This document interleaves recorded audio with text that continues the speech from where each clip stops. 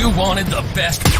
You've got the best podcast, the hottest podcast in the world. The Chris Voss Show, the preeminent podcast with guests so smart you may experience serious brain bleed. The CEOs, authors, thought leaders, visionaries, and motivators. Get ready. Strap yourself in. Keep your hands, arms, and legs inside the vehicle at all times, because you're about to go on a monster education roller coaster with your brain. Now, here's your host, Chris Voss. Hi, folks. Chris Voss here from the ChrisVossShow.com, the ChrisVossShow.com. Hey, we're coming to you with a great podcast. We certainly appreciate you coming on the show with us today and listening in. As always, the family that loves you but doesn't judge you, go to goodreads.com/Chris Voss. Go to youtube.com/Chris Voss. All the great places we are in the interwebs, the big 130,000 LinkedIn group, LinkedIn newsletter, and see the new LinkedIn audio chat we're starting to use over there as well. We just got access to that. It's pretty freaking awesome. Today, we have an amazing gentleman on the show. He is the CEO and founder of a company called 1 Year No Beer. Ruari Fairbairns is on the show. Did I get that right, Ruari? It's close enough. Thanks, Chris. Give it to me one more time so I get that right, if you would. Ruari, like brewery without the B. Ruari, which is kind of ironic. There you go. Ruari Fairbairns. Ruari Fairbairns is on the show with us today, and he is going to be talking to us about his amazing company, 1 Year No Beer, and Take Control programs. With over 100,000 members in 138 countries, he's been featured on the BBC, national radio, TV, and is a motivational speaker and inspiring who inspires people to change their relationship with alcohol. Welcome to the show. How are you, sir? I'm fantastic. That was my fault. I let you down there with that typo in the. That was like Anchorman. You know, who put a question mark in the teleprompter? There you go. I mean, sometimes they read good or whatever, but we throw so much energy in the show at the beginning. Sometimes my brain goes woohoo right out the window. No, so the things we cut and edit. So welcome to the show. Give us the .com so people can find you on the interwebs, please. Completely. 1yearnobeer.com and icantakecontrol.com. There you go. icantakecontrol.com. It sounds like everything any of my girlfriends have said to me. And I can control you, Chris. Somebody wrote that to me on Facebook the other day. They're like, "Will, have you twisted around our finger?" And I'm like, "I've seen your pictures. No, you won't." So anyway, guys, tell us some about your history, your upbringing, and what led you up to starting these companies. Wow. Oh, this is the 45-minute question. No. So I grew up on the west coast of Scotland, pretty synonymous drinking culture, just like many places are, and watch family, friends celebrate, commiserate, congratulate with alcohol. Never really had a problem, but just partied hard, like most people, really.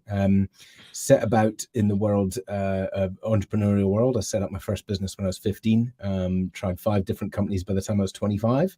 Wow. All failed. Serial failpreneur. I got very that's what we do. Very good practice. Indeed. And then through the TV program, The Apprentice, I was contestant number 15 of 14 contestants. Oh, wow.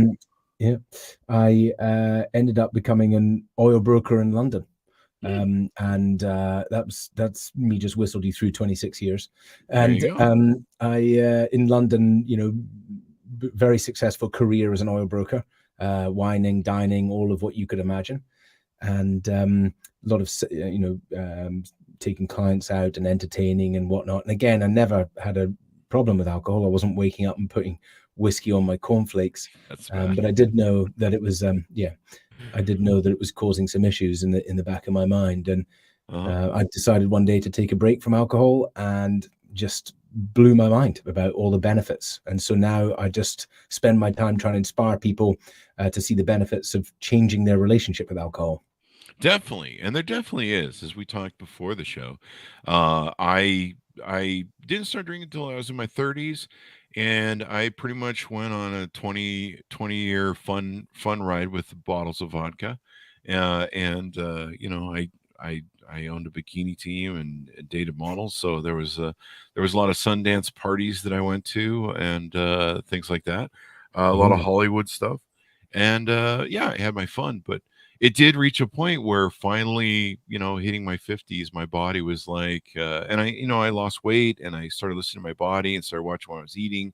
And I just started realizing that the dehydration and stuff was sticking with me for days. And I'm like, finally, I just reached a point where I'm just like, these hangovers, man, I drink 3 beers to get a hangover. You just can't do it when you get old. So Yeah. I feel you. So it made you, gave you a proponent to start these companies? Yeah. So, I mean, basically, this is back then, this is 2013. It was unheard of for an oil broker to not drink. There was serious peer pressure for me to drink. In fact, my boss told me I was committing commercial suicide if I stopped drinking. And it was just unheard of, And I think that just is a big shout out to everyone who works in any industry where they think that, oh, this is just the norm and there's a lot of drinking and everything else. Is that although there was all this pressure there to continue, I actually, through meditation, and I was like, hang on a minute, I really think this is I really think there's something up here. Even though everyone was telling me it was normal, even though it was normalized all around me, I mean, in London, in that scene. And then when I did take a break, I just couldn't believe it, so much fitter, healthier, faster. I grew my business by 50%, reduced our costs by 30%. Wow. Every area of my life improved, lost weight. I realized that I'd been, I thought I'd had IBS. It wasn't.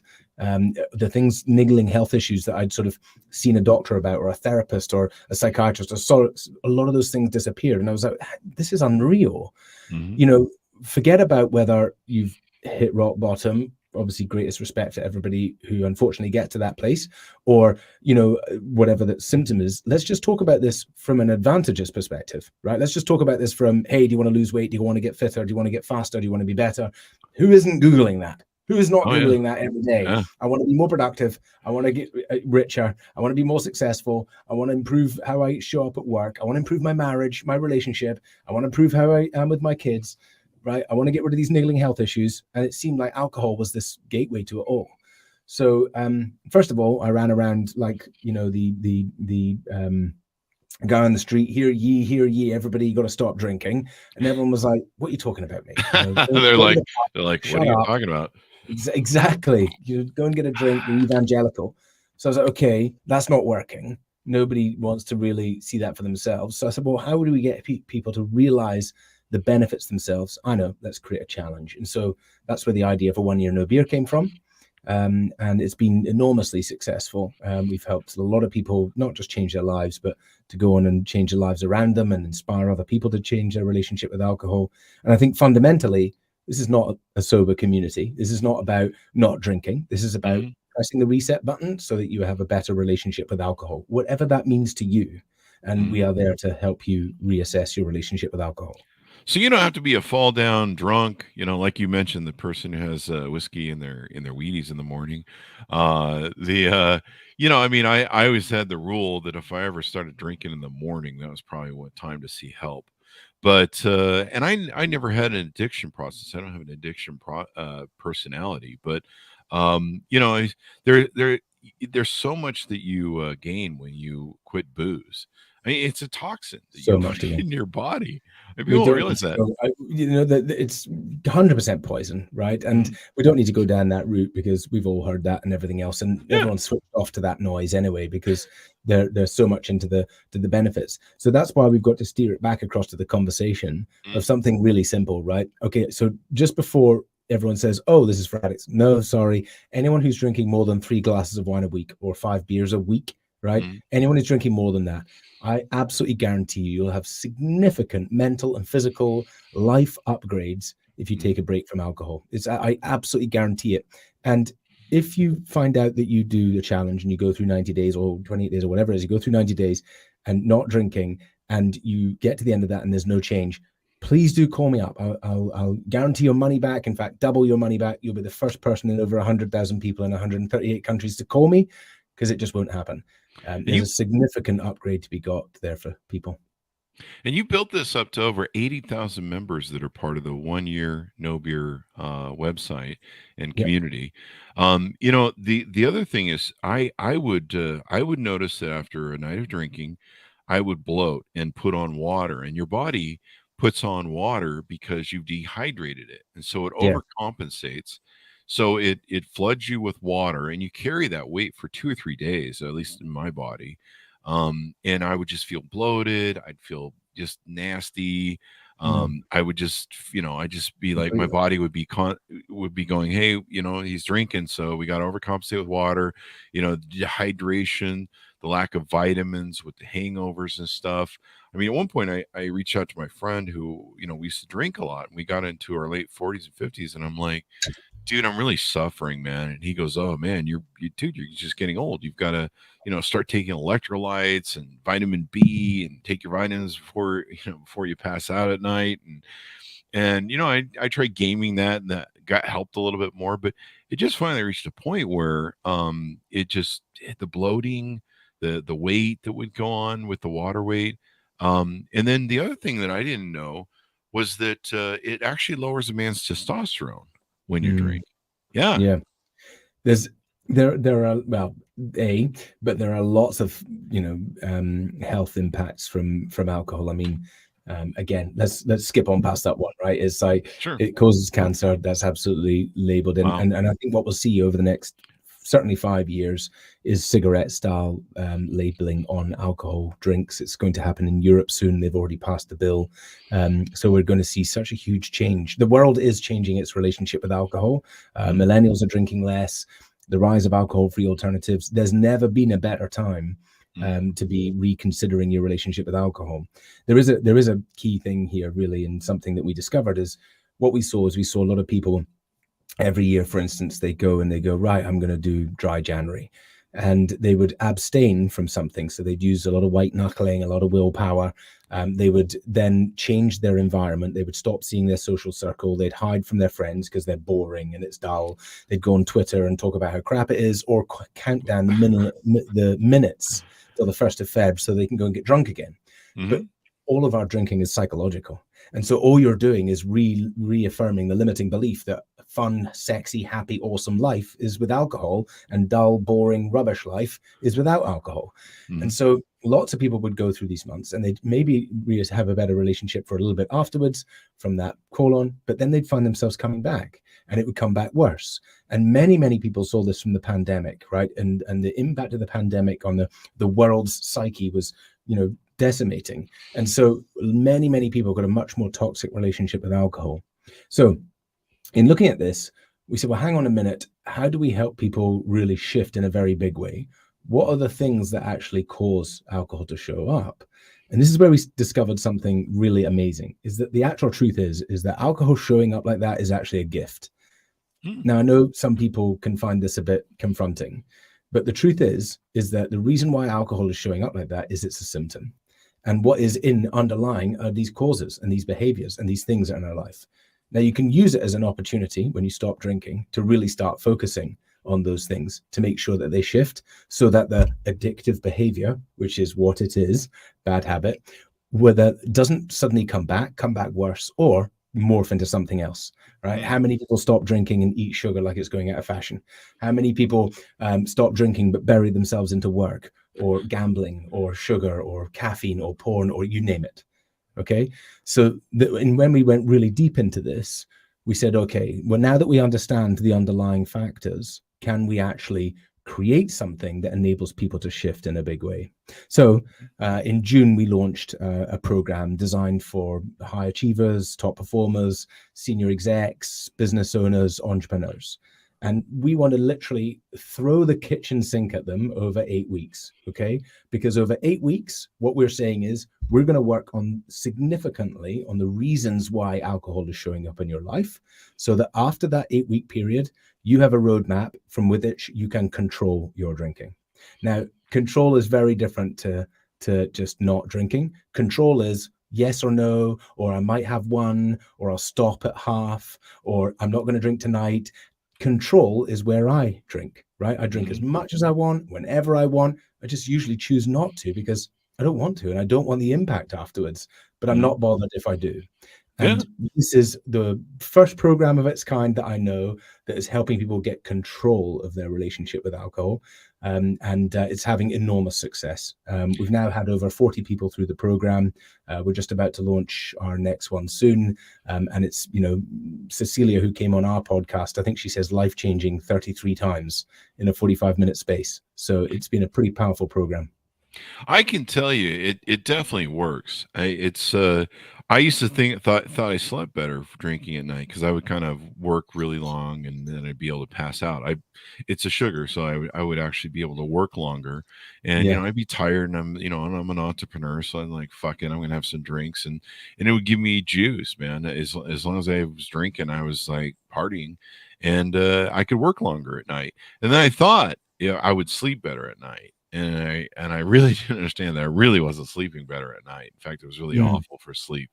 And then I was living on Tums. Terrible for sleep. So many people use it for sleep, and it's just decimates sleep. Yeah.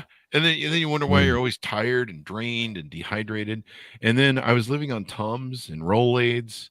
It was just eating my stomach. That between that and the Mountain Dew, I was drinking the pop. Like omeprazole or those heartburn medications, anti-acid medications. I was on those, and drinking Gaviscon like it's going out of fashion, which is the heartburn stuff. Just all of that, and so normalized, right? Yeah, and the one thing I learned too was no one knows what I'm drinking if I go out with friends. So I can have a Coke, and they just think I'm having a rum and Coke. And if somebody asks, I mean, I'm not abashed, but if I was a recovering alcoholic in an AA program or someone who had concerns about the thing, you just say you have a rum and Coke. Like no one's gonna check your rum and Coke. Yeah. Like no one's gonna be like, I don't believe you. Let me drink that and see what you're like, dude, I just drank that. Yeah. No one's gonna check. If you get a rum and Coke, or you just get a Coke in a shot glass, and people think it's a rum and Coke. And they're like, what are you having? I'm having a rum and Coke. Like, doesn't bother me to say, I'm just having a Coke because I'm not going to have a hangover tonight. But, if you're really concerned, you can lie about it, And we actually, this is what's crazy. We had to sort of create a stealth drinking program to help people, because in honesty, certainly in my industry back then, is that not drinking could cost you enormously. One account, hundreds of thousands of dollars. It's like, okay, so I have to drink, and we're power drinking when we go to lunch. And I remember this one time I wasn't drinking, and we went in, and I'd go in early, and I had all these techniques that I used to do, and I went in and I tipped the restaurateur or the barman 50 quid, and I'd be like, look, whatever happens, wherever we're ordering, mine is alcohol free, unless you just can't get away with it, and then I'll just drink the alcohol. It's fine, but I'm on alcohol free. And so great, no problem, I got it. So we sit down, and all these lads just sit down, hey, that's right, pint, yeah, pint. So along come their pints, dunk, and I'm waiting for mine, and next minute this like candle holder flowery sequin glass is placed in front of me, right? and then this dusty bottle of Beck's Blue is popped next to it, like this. He's like, would you like to open it for me here, or would you like to? I'm like, what is this? Get this away from me right now and get me a pint, before I lose this bigger client of mine. So the thing is that those pressures do exist out there for people. Yeah. And if you're trying to climb the ladder or prove yourself or things like that, that is so much the world. And the thing I would say to people is that it is, but literally 50% of it is made up in your head. And you realize that afterwards, you're like, good God, look at all that pressure I was putting myself under. Like, just like Chris said there, you can have these techniques, right? Yeah. You can stealth drink, right? Which is, you order a pint of beer, but yours is alcohol-free beer. Nobody needs to know.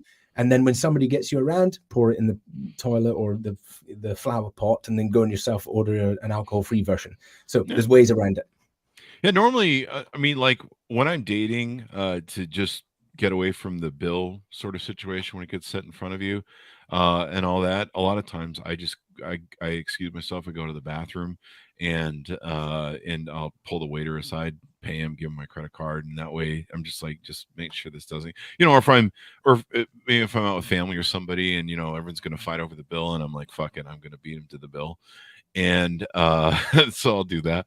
But you can just be like, hey, I'm gonna go to the bathroom, and I'm gonna refill my drink when I go up there, and just go up to the bar and get a Coke. Like, no one knows. I mean, I've drinking Cokes when I'm out drinking. No one has ever asked me, what are you drinking?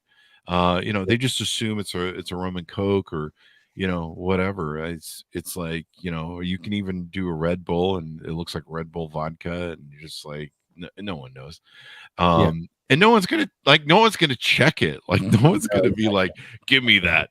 And so you just, you excuse yourself, go to the, say you're going to the bathroom or go to the beer or whatever, get up, wander, there's all probably sorts of ways you could do it if you're really insecure about it. But a lot of people, certainly, business owners and things like that, they just feel like it's got to be done and it's part of the deal. And, one of our guys in our complete control program, he runs a big talent organization, and he's just like, I don't know how, because I'm expected when I either meet these celebs or meet their agents or everything else, it's just like they're not going to do business with me. And I'm like, you have to understand that so much of that is the construct of your head. You're only going to really understand that when you challenge it and you see that it's actually okay.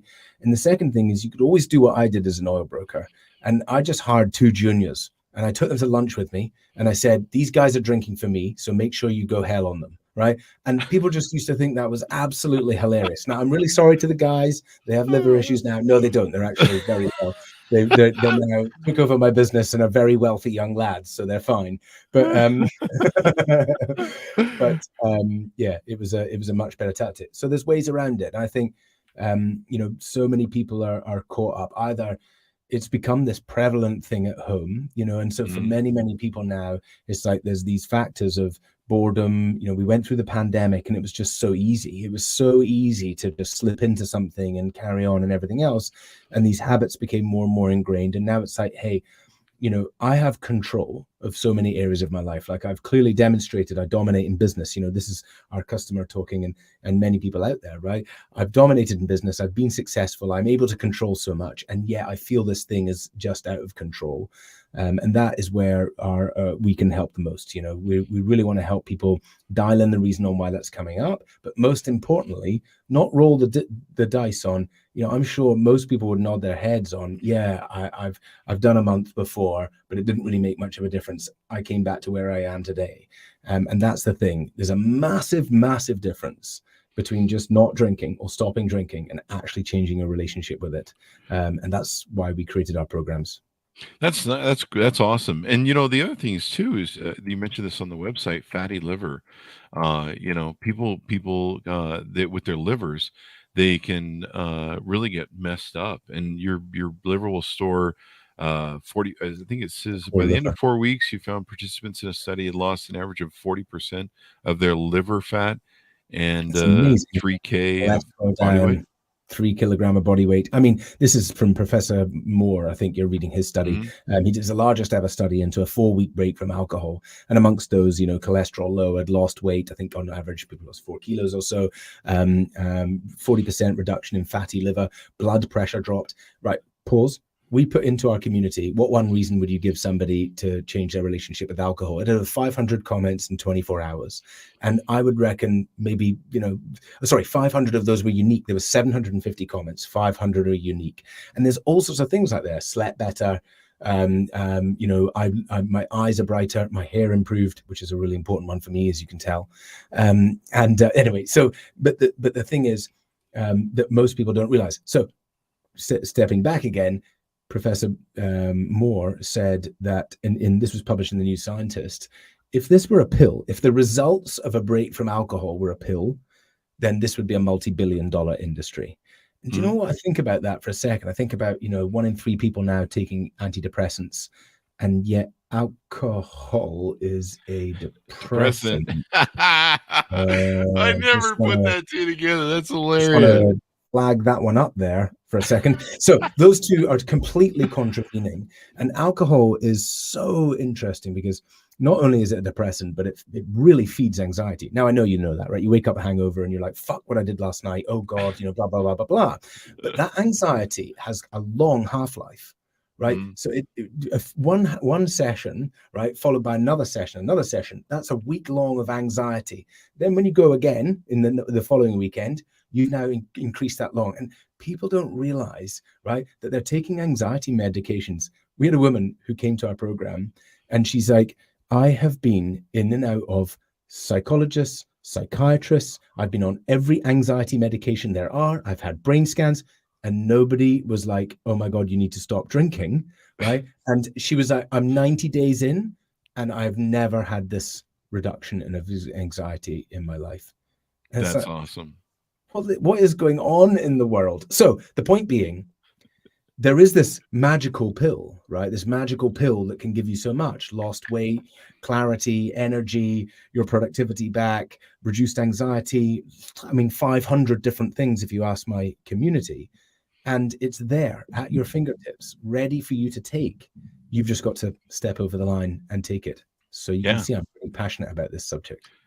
I got to tell you, I started just, I'm going to skip tonight. I'm going to skip this. And the more I got away from it, the better I felt, the better my body felt. It scaled back from vodka to a couple beers and just scaling back and stuff. So you have a community online where people can, get some better peer pressure, some better peer influence. Tell us a little bit about that. Yeah, so we provide programs at all levels, right? So we have a digital product and a program with a web app, and that gives you an access to community, with a 20,000 strong community. And that sort of self-help element has helped, hundreds of that, well, now over 100,000 people, just to be clear, 100,000 people in 138 countries, and is very, very, very powerful. And so what we see with a lot of people that is like, okay, yes, they shift, and many shift in a very big way. But the next level up is that actually I need a bit more support, and I need a bit more connection. It depends on your environment and how you operate internally and all sorts of things like that. So we provide a group coaching program. We do 20 Zooms a week with positive psychology trained life coaches. Again, these programs, these are all less than what you're spending on alcohol, right? So what was important to me, because people were like, this is a great idea, Ruari, but you should be free. And well, how do you create a business from something for free? First of all, I tried for a year and I put hundreds of thousands of pounds of my own money into this. And people said, Ruari, you don't have a business. You just have a very expensive hobby of helping people get sober. Wow. So I was like, well, hang on a minute. We should be able to charge a bit. So at that level, everything is less than what you're spending on alcohol. No way can you say you can't afford 1 year no beer, because unless you're home brewing, in which case you should stop doing that, right?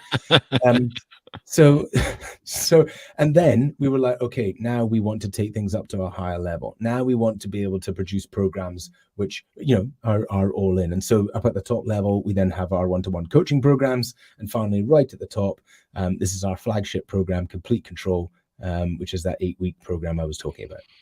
That's awesome, man. And people need that. They need a community. They need the support, especially when all your friends are drunkards. No, I'm just kidding. Yeah. But there's 3 parts into here. Okay, so the first part is as our sense of identity. So very early on, our relationship with alcohol gets linked intrinsically to our identity. It happens for different people at different times. College. Okay, military, these kind of behaviors. I'm starting to solidify who I am as a human being, where I stand in status in society, based on how I drink, how much I drink, how often I drink, what I drink. Okay, and that link to identity is very powerful, and it belongs to this whole social construct. And so what happens is we need to be parts of community, right? We must belong to the clan. And what people try and do is they move away from the clan, and they try and change their relationship with alcohol. And the clan tries to, what's going on? Where are you going? Why are you leaving the clan? Come back, have another drink. That is just natural human behavior. And meanwhile, we don't find anyone else to belong to. And guess what? Next minute, you're right back in the clan again, because you didn't find that sense of connection somewhere else. And so having a community is critical. But then when we looked deeper at it, we actually looked at the science of behavior change, which is a sort of collection of the top universities working together to work out what is more likely to make an intervention, a health intervention or behavior change intervention, stick. And what they discovered was that community is one of the core pillars, but there's also 2 other elements to it. And that is when the community is more like-minded. Okay, so when they have more commonality, the chances of the intervention sticking is much, much, much higher. So that's why we really ring-fenced in business leaders, CEOs, entrepreneurs, because even at that level, right, I've heard from people say, oh, I went to AA, but I couldn't really be truthful about my situation, because they just went, oh, poor you, boo-hoo, cry into your golden cup. Not quite the same understanding, right? So, Here it was about building a community very close knit, but they could talk honestly, right? Really communicate about how alcohol shows up in business, how it shows up in the pressures of running a business, etc. And the third key part into this is that close-knit community that feels that commonality needs to go the program together.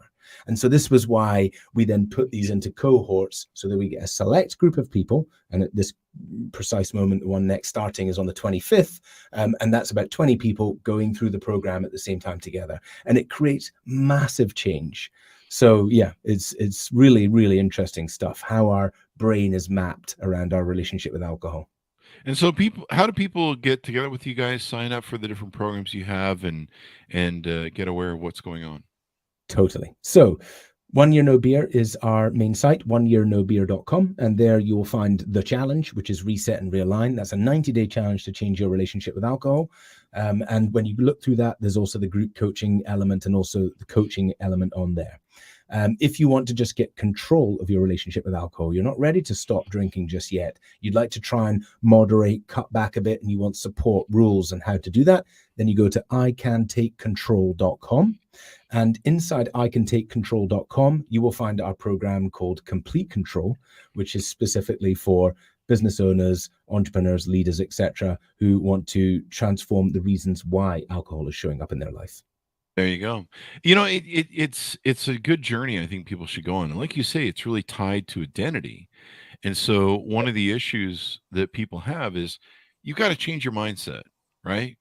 You've got to change your mindset. You've got to reestablish some rules, throw out some old rules. I went through this too when I lost weight. I had rules of, food as a reward. I had all these stupid rules. Exactly. I'll buy a 20 pack or 12 pack or whatever it was, a Mountain Dew, and I'll take it home, but I promise I'll only drink one a day.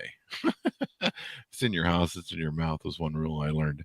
Exactly. And yeah, exactly. That's the other thing.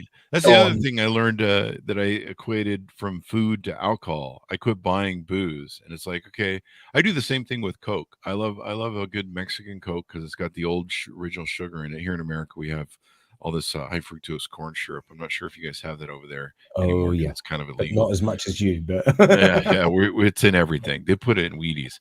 So I learned that if I have a Coke, I get one of those. I get the pure sugar one, and I don't buy it. I don't bring it home. So if it's in your house, it's in your mouth.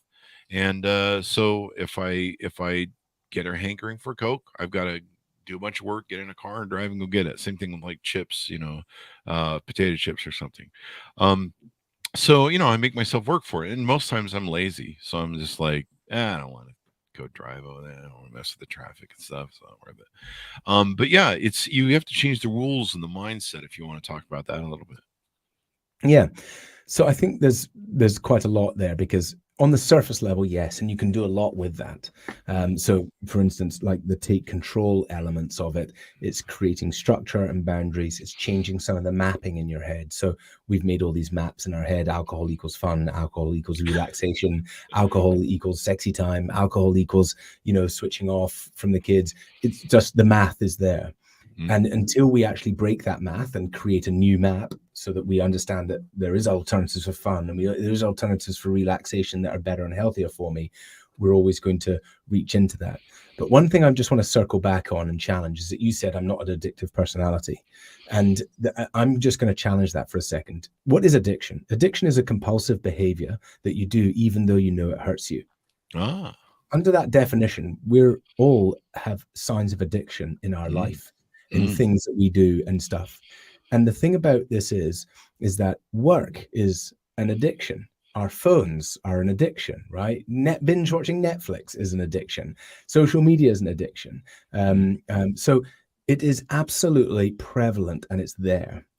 And I think that when something comes up, and in this case, we're talking about alcohol, but we could have been talking about Mountain Dew or sweets or chocolates. When something comes up, this is actually the gift. The gift is I actually need to do some of the work inside. I need to do the deep work. I need to find out what's going on and why this is showing up. And if I don't do that work, it will move into something else. It either comes back or it will move into something else. And this is the big thing. Gabor Mate says, he's not like, why are you an addict, or let's not blame the problem. It's like, what is the pain? What is the trauma? What is the experience that happened? And he firmly, and I follow that completely, is that, addiction is the response to trauma. Now, the other thing about trauma is that people are like, what are you talking about? I don't have trauma. I'm fine. I've had a great life. But trauma is actually in the eye of the beholder. We all have trauma. It's just what you perceived in a moment and wrote about yourself. And we're all running these patterns all the time in our businesses, in our life, about who we are based on these past experiences. I just want to give one quick example of that, okay? So I went through this experience myself. And in the experience, I was a little boy, and this is true. This is me having worked through therapy back to this moment. I was 4 or 5 years old. I'm sitting at the top of the stairs. I'm crying my eyeballs out. I'm petrified. Now, upstairs is pure darkness, and I'm scared of the dark. And I just think, it's nasty upstairs. And downstairs, I could see the light and the TV on, and mum and dad are in there. But I cannot go there because they'll just spank me on the bum and send me upstairs. And I'm trapped, okay? But in that moment, I decide some things about myself. And one of the things I decide about myself is that I need somebody to save me. Now, wind forward to I'm 40 years old and I run a company, 30 staff, and let's see how it's showing up. Well, how it's showing up is that I'm recruiting furiously because I'm constantly looking for the next person to save me.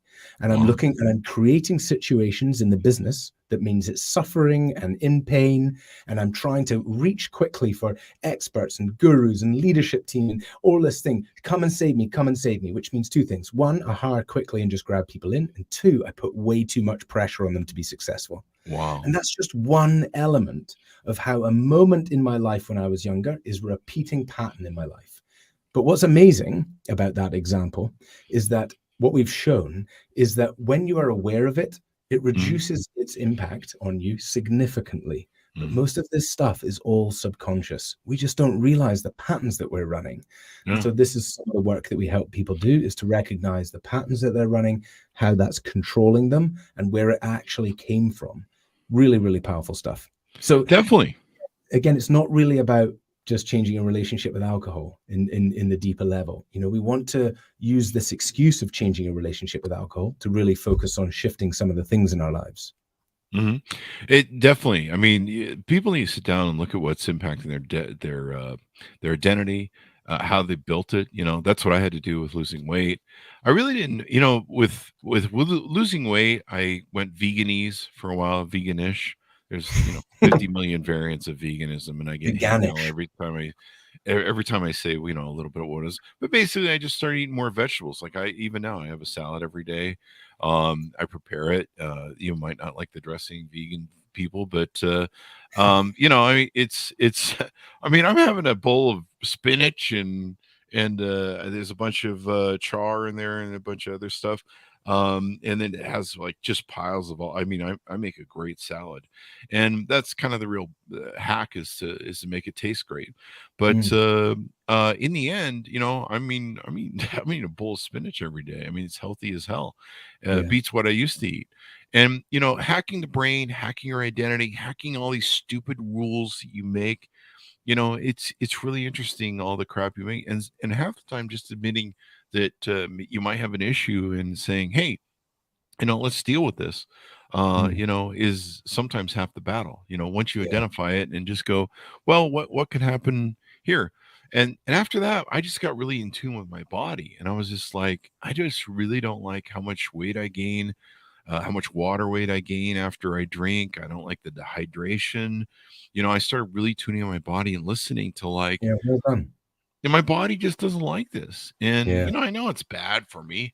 It's not healthy. I think you're lucky, though, for that. And I consider myself lucky for that as well. I think an awful lot of people probably don't listen or hear to those signs or don't get those signs. And I think a lot of people get themselves into trouble before those signs come along. Yeah. And, I think the alcohol cost calculator is the math is not being done at all for so many people. In actual fact, I know because I was absolutely wild, and so I would get myself in very precarious situations, whether it was surfing on top of cars, absolutely pissed drunk, or driving them, or whatever it was. It was just always wild, wild, wild stuff. In fact, I used to have this theme tune, which was basically the James song, "Getting Away with It, All Messed Up," because I was like, wow, just got away with that, like that close to death, and that was like fuel and everything else. And I think there comes a time where you're like, wow, I'm very lucky. Many, many, many people did not get away with it. And so often we roll the dice. Actually, I was talking to a really nice guy before this lovely interview, and we were chatting along, and he was like, well, it's not really too much of a prize. It's not really, I'm not really drinking that. It's not really anything. And I just mentioned this side thing, and then sometimes we just do these really stupid things. And then right at the end of the call, he was like, when you said that, I was like, he's got you there. He's got you there. And I think that's kind of the stuff we brush under the carpet. Where did I end up last night? What did I do? Or what did I nearly do? That's the stuff we need to be a bit more honest with ourselves about, and then say, hang on a minute, I think it's time I changed my relationship with alcohol. Yeah. And I had too many years of headaches too. You'd wake up hungover, and I played games with it. And I'm like, take a bunch of vitamin B before you go to bed, drink lots of electrolytes, just all sorts of games to get over the hangover. And then finally I'm just like, there's a reason you're getting hungover, and there's a reason it hurts. Your body's just going, hey man, knock it off, quit fucking with this. We're tired of you and your little drinking thing there you got going on.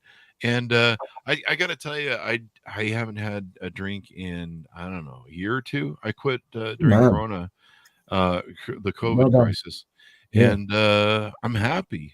Well done. I think after 6 months there was like a beer in the fridge, and I'm like, I think I'll kill that off. And then I drank it, and I was like, oh hell, this is why I don't do this anymore. I think I ended up like a little dehydrated over one beer, and I was just like, oh man, stop it. Just knock it off. And the other funny thing is, I started working out. I started going to the gym every day. Totally. And then I started, I'm in my I'm in my 50s. So, we start lowering testosterone. So I'm like, well, if I'm going to go to the gym, I better should check my testosterone levels to see what's going on there. Well, then I found out that alcohol lowers your testosterone. So if you're a man who's trying to go to the gym, who's trying to get buff for the wife or the girlfriend, you're drinking stuff that's making you, that's feminizing you basically. Well, it's more that everyone is trying to lose weight, right? I mean, alcohol is processed into massive amounts of calories. Let's talk about this, right? A glass of wine is an ice cream. And a glass of wine is a single scoop of ice cream. A pint of beer is a slice of pizza. So I just want to ask all the ladies out there, if you saw it as an ice cream, like how often are you guzzling down on an ice cream? Honestly, you're not doing that. You're like, I can't eat the ice cream, but give us another glass of Chardonnay. Well, it is. They're the same, but we don't understand it. Secondary to that, it's also the way it's processed. So it processes into sugars, and then it causes into fat. But alcohol is absolutely poison. And so it must be processed by the liver than anything else. But guess what else gets processed by the liver? Weight loss. Fat cells, used fat cells, get processed by the liver. So you cannot process the weight loss until you've removed the alcohol out of your system. And so this is why weight loss is so much harder. And that's why you see so many people lose weight when they take a break from alcohol. So there are all of these complete paradigms, or the wrong word, but paradoxes, where people are like taking it for drinking it, and yet it's the exact thing which is causing the issue or drumming up the issue in the first place.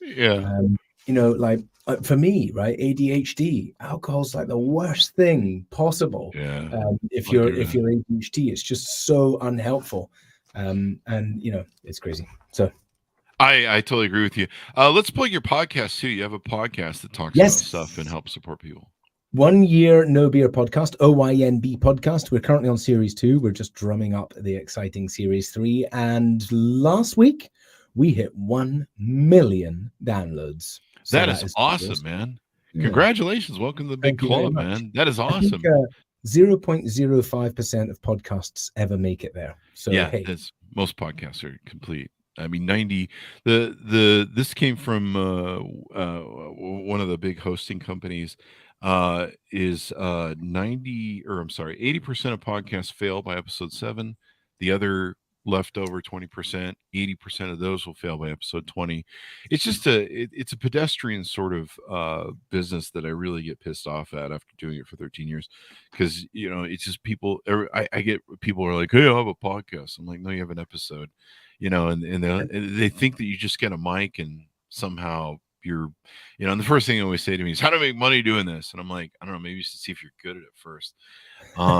It really takes a lot of skill. Yeah. I'm still talking after 13 years, but I have a big mouth being a CEO and everything I've always done. So, but even then, I sometimes struggle with content, and that's why we have wonderful guests like yourself on to help me. Because my audience is sick of me after 13 years. They're like, we know everything about the Chris Voss. Fuck this guy. So there's that. And I see an app on the website. Is there an app that deals with the community and interacts with them? The web app, yeah. So when you sign up to any of our digital programs, you get access to the web app, which is where we house all the content and part of the community and things like that. So yeah, lots more work to do there. So we've raised significantly, grown as a big organization, seen a lot of success, but we are 0.5% of what the vision intends to be. I think what I always recognized was, if you keep swimming upstream, and downstream being I'm pouring whiskey on my cornflakes and I need to go to detox and I've ruined my life, right? That's right. If you keep swimming upstream, right to the point where the moment somebody questions their relationship with alcohol, can we be there? Like what can we do to be there? And the moment somebody questions their relationship with alcohol, well, that's everybody on some Fridays, almost every Saturday, every Sunday, and most Mondays, right? And so when they are questioning the relationship with alcohol, what is that? And so this is why we're working towards tracking and trackers. I think what's really interesting is what's happening with sweat. So sweat is the most accurate tracker after taking blood and then hair samples. You can be able to help people see the sort of content they have in their blood, what impact that's having on them, help them start to reduce it, control it. Ultimately, at the front of all behavior change is awareness. And 90% of our drinking is in unawareness. We just brush it over, ignore it, or we've got blackouts. And so we keep it in that unawareness stage. And we can help people change earlier, much earlier, before they get to problems, before they, why did you need to get to the stage where it was showing up like that, Chris? If we'd got you much earlier and shown you in better data and shown you that it was impacting your sleep and shown you that it was costing you money in your business, right?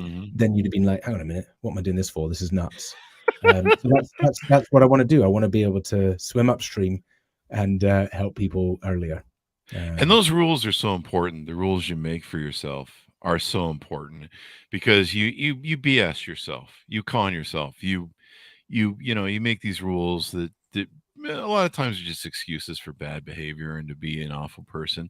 And sometimes you just haven't sat down and, like you say, we talked about earlier in the show, you're like, well, I'm not going to be as fun, and I equated it to, the bedroom. I seem to be a lot better in the bedroom with the ladies. I've been a single guy all my life. I've always had to entertain because I've been a single guy. I'm always at bars, chasing skirts and doing whatever that I do. Lived in Vegas for 20 years. So, the Vegas is a party town, and, there's all that stuff that goes into it. It's the rules that you make. And now I don't need to do any of that. Now I'm more in control. Thank God. Even when I drank, I never woke up with anybody I didn't want to see. I still was able to maintain my eyesight when I drank. But there was a couple, I think, big parties I threw where I woke up the next day and had messages going, "You won't believe what you did."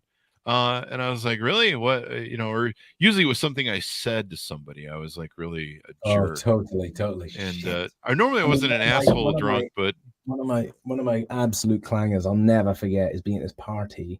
My wife was a model, and there was a sort of model party, but there was one of the models had a baby there, and so just had a baby shower. So anyway, I was standing waiting outside, cooked, and this lady, very attractive lady, walks to me with a bump. So I'm like, "Oh, when are you due?"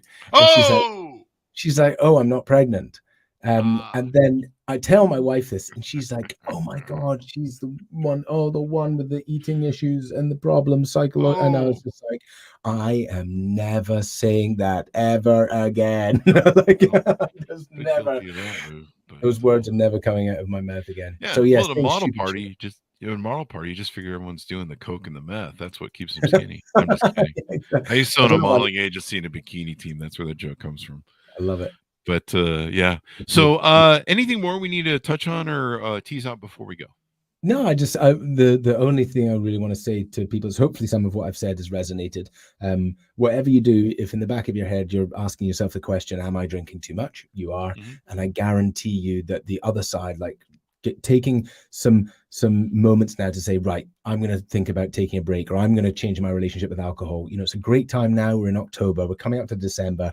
Crazy season. Too much drinking. Too much craziness. Like, give it a break now.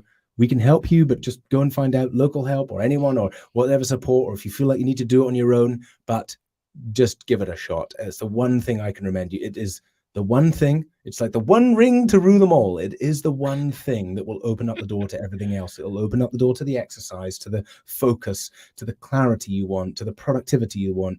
I could keep going on. Just give it a shot. Give it a shot. I certainly highly recommend it, man. You'll feel better. Your life will be better. You'll get time back. You'll get life back. It's poison you're drinking, man. Just stop it.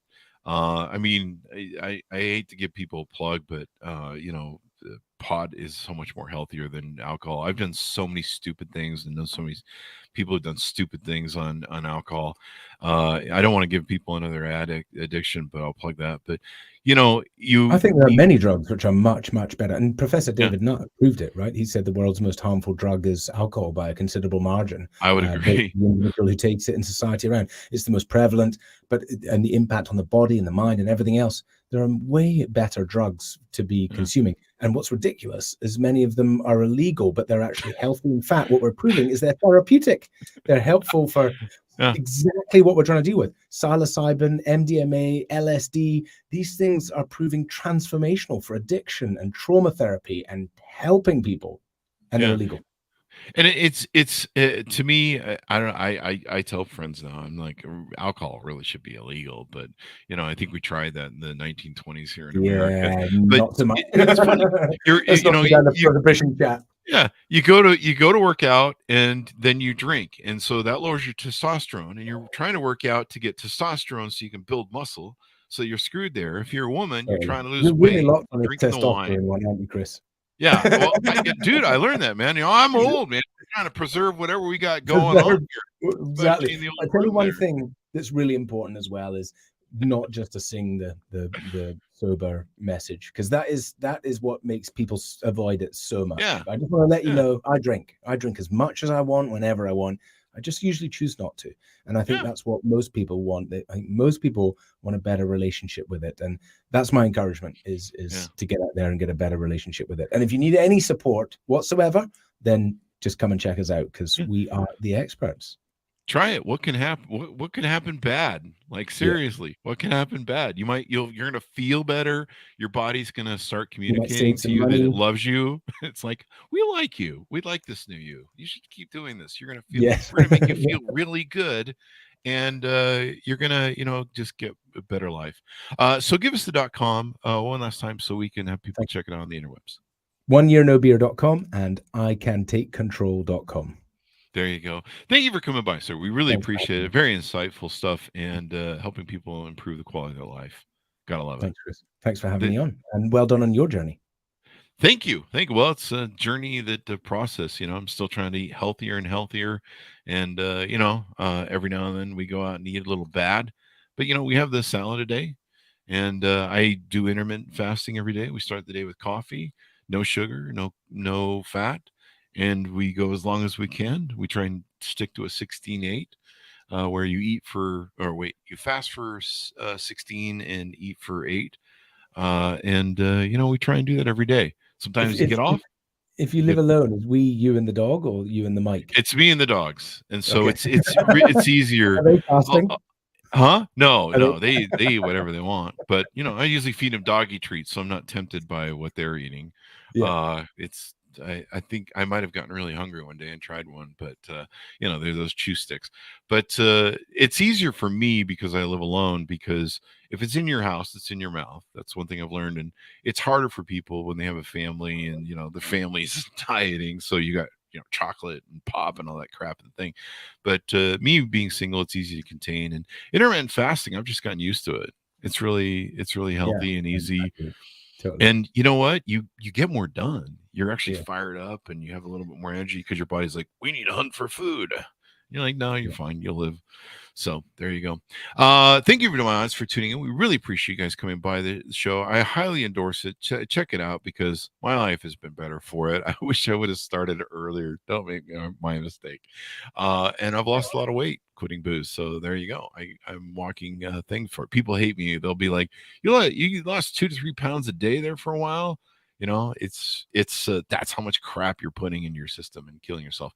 Be sure to go to all of our groups on Facebook, LinkedIn, Twitter, Instagram, TikTok, all those places the crazy kids are playing, and we'll see